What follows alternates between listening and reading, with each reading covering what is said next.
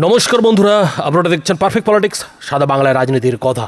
বন্ধুরা, এই ভিডিওর শুরুতে আগে তিনটে ছোট্ট করে ভিডিও দেখাবো, আর তারপরেই এ ব্যাপারে আলোচনা আসবো। দেখুন সেই তিনটি ছোট্ট ভিডিও। অলচিকি ভাষাতে এখন তো অভিধান বেরিয়ে গেছে, আপনারা জানেন। একাডেমি থেকে শুরু করে কথা বলবেন না, আমি যখন বলবো কথা বলবেন না, আমি যখন বলবো। আমি জানি আপনি বসুন অলচিকি লিপি, আমি জানি আপনি বসুন অলচিকি লিপি, আমি জানি আপনি বসুন অলচিকি লিপি। এই 10টা অঞ্চলের দায়িত্ব হাবিবের, আপনাদের সবার। আর যদি কারোর কোথাও মনে হয় যে আমাদের কোনো, আরে ভাই বস, আমায় বলতে দে, আরে ভাই বস, আমায় বলতে দে। বলছি দাদা 18% আপনি বলছেন বাদ যাবে, আমার তাহলে 18% যে বলছেন বাদ যাবে তারা কি বাইরের মানুষ? বলছি এসআরে 18% আপনি বলছেন বাদ যাবে, শুনছেন 18% মানুষগুলো কোথায় যাবে তাহলে? আমরা খেয়াল তো আমরা রাখছি না, সেটা আপনাদেরকে দেখতে হবে।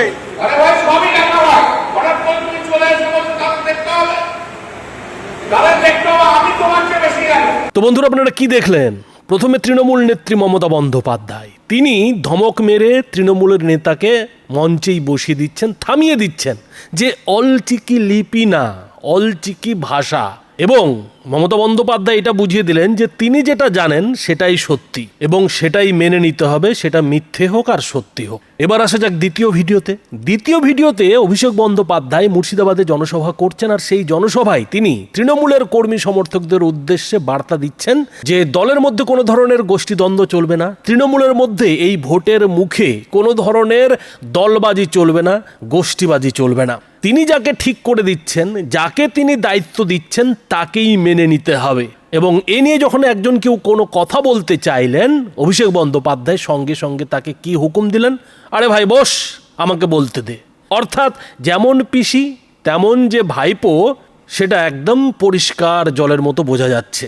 এবার আসা যাক তৃতীয় ভিডিওতে আরামবাগে একটা দলীয় সভায় কল্যাণ ব্যানার্জিকে তৃণমূলেরই এক নেতা এটা জিজ্ঞেস করেছিলেন যে আপনি তো বলছেন যে 18% লোকের নাম বাদ যাবে এই এসআইআর এর ফলে, তাহলে আপনারা করলেনটা কি? এই 18% লোকের হবেটা কি? আর সেটার উত্তর দিতে গিয়েই কল্যাণ বন্দ্যোপাধ্যায় ক্ষেপে গেলেন, বলছেন যে তোমার থেকে আমি বেশি জানি, তোমাকে এ নিয়ে কথা বলার দরকার নেই। আর সুপ্রিম কোর্টে যা লড়াই আমি দিয়েছি তাতে একেবারে নরেন্দ্র মোদী সরকার থেকে শুরু করে ইলেকশন কমিশন সব কেঁপে গেছে। অর্থাৎ কল্যাণ বন্দ্যোপাধ্যায়ের যে মানসিকতা, সেই মানসিকতাতে একটা জিনিস পরিষ্কার হয়ে যাচ্ছে যে যেমন ঝাড় তেমন তার বাস। তার মানে যেমন তৃণমূল নেত্রী মমতা বন্দ্যোপাধ্যায়, যেমন তৃণমূলের রাজপুত্র অভিষেক বন্দ্যোপাধ্যায়, ঠিক তেমনই তৃণমূলের নেতা কল্যাণ বন্দ্যোপাধ্যায়। তার মানে যেটা দাঁড়াচ্ছে যে তৃণমূলের মধ্যে কি ধরনের গণতন্ত্র কাজ করে, কি ধরনের গণতন্ত্র রয়েছে সেটা বোঝা যাচ্ছে। আর এই তৃণমূল নেত্রী দলের মধ্যে এই ধরনের গণতন্ত্রকেই পশ্চিমবঙ্গের বুকে গণতন্ত্র বলে চালাতে চাইছে। এখন কথা যেটা হচ্ছে যে এই যে হুমকি, হুঁশিয়ারি, ধমক, এটাই কি তৃণমূলের শেষ পর্যন্ত 26-এর বিধানসভা ভোটের আগে বেঁচে থাকার উপায় হয়ে দাঁড়িয়েছে? এবার কি এভাবেই ধমক চমক দিয়ে মমতা বন্দ্যোপাধ্যায় তার মুখ্যমন্ত্রীর কুর্সি বাঁচাতে চাইছেন?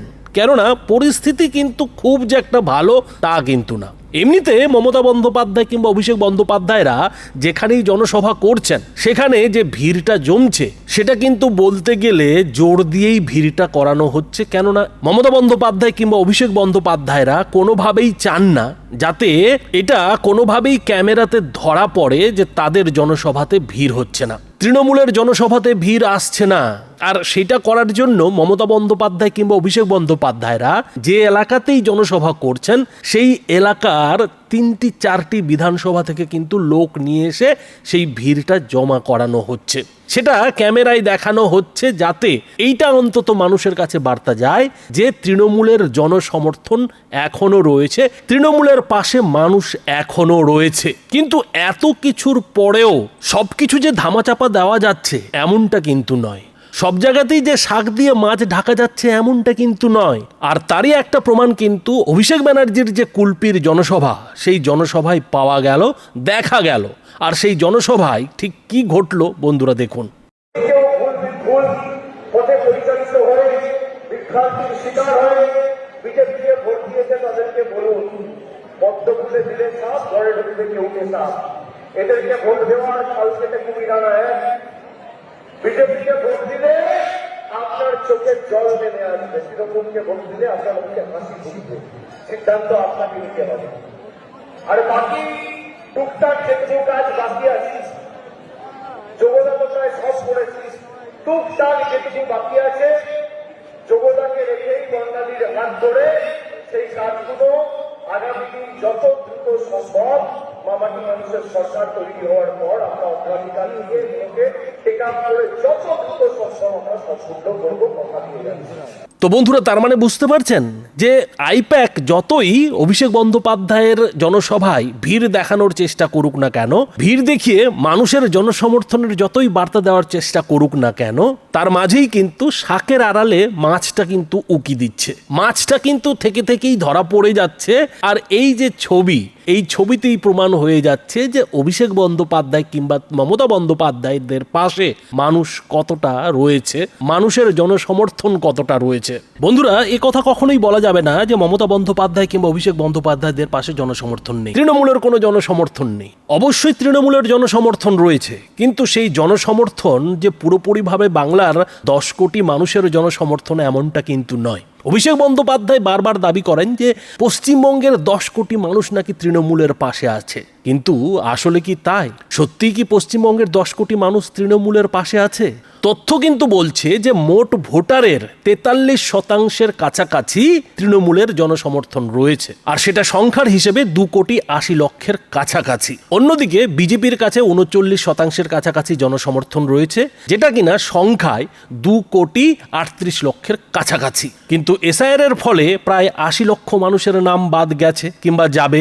ফলে তৃণমূলের সঙ্গে বিজেপির যে জনসমর্থনের ফারাক, সেই ফারাকটা কিন্তু মুছে গেছে, মিটে গেছে। ফলে অভিষেক বন্দ্যোপাধ্যায় কিংবা মমতা বন্দ্যোপাধ্যায়রা যতই দাবি করুন না কেন যে তৃণমূলের পাশে গোটা পশ্চিমবঙ্গ দাঁড়িয়ে রয়েছে, বাংলার মানুষ দাঁড়িয়ে রয়েছে, সেটা কিন্তু মোটেও না। বরং মমতা বন্দ্যোপাধ্যায়, অভিষেক বন্দ্যোপাধ্যায়রা এটা ভালো মতো জানেন যে যে মানুষগুলো তৃণমূলের সমর্থনে এখনও ভিড় জমাচ্ছে, তাদেরকে দিয়ে শুধু ভোট করালে কিন্তু ভোটে জেতা যাবে না। কেননা ভুয়ো ভোট কিংবা ওই অবৈধ বাংলাদেশি রোহিঙ্গা ভোট কিন্তু এরই মধ্যে ইলেকশন কমিশনের হাতে ধরা পড়ে গেছে। এই অবস্থায় মমতা বন্দ্যোপাধ্যায় কিংবা অভিষেক বন্দ্যোপাধ্যায়দের কাছে ফুলিয়ে ফাঁপিয়ে লোক দেখানো ছাড়া কিন্তু আর কোনো উপায় নেই। আর সেটা আইপ্যাকের মাধ্যমে অভিষেক ব্যানার্জি খুব ভালো মতোই করছেন, ভালো মতোই কিন্তু মানুষের চোখে ধুলো দিচ্ছেন যে তৃণমূলের জনসমর্থন আগের মতোই রয়েছে। কিন্তু সেটাই যদি হতো তাহলে এই চেয়ার ফাঁকা থাকতো কেন? সেটাই যদি হতো তাহলে মমতা বন্দ্যোপাধ্যায় কিংবা অভিষেক বন্দ্যোপাধ্যায়দের এভাবে মেজাজ হারাতে হতো কেন? আর এখানেই এই 3টি ভিডিও কোথাও যেন এটা প্রমাণ করছে যে তৃণমূলের মধ্যেই কিন্তু তলে তলে একটা চোরা স্রোত চলছে। আর সেই চোরা স্রোতের কারণেই কিন্তু মমতা বন্দ্যোপাধ্যায় থেকে শুরু করে অভিষেক বন্দ্যোপাধ্যায় থেকে শুরু করে এমনকি কল্যাণ ব্যানার্জিকেও তৃণমূলের নেতাদেরই কিংবা তৃণমূলের কর্মী সমর্থকদেরই প্রশ্নের মুখে পড়তে হচ্ছে, তাদের কিন্তু ধরা খেতে হচ্ছে। আর সেটাই কিন্তু মমতা অভিষেকের রাতের ঘুম কেড়ে নিয়েছে। তবে বন্ধুরা, এই বিষয়ে আপনাদের কি মতামত? আপনাদের মতামত অবশ্যই এই ভিডিওটির নিচে কমেন্ট বক্সে লিখে জানাবেন। ধন্যবাদ।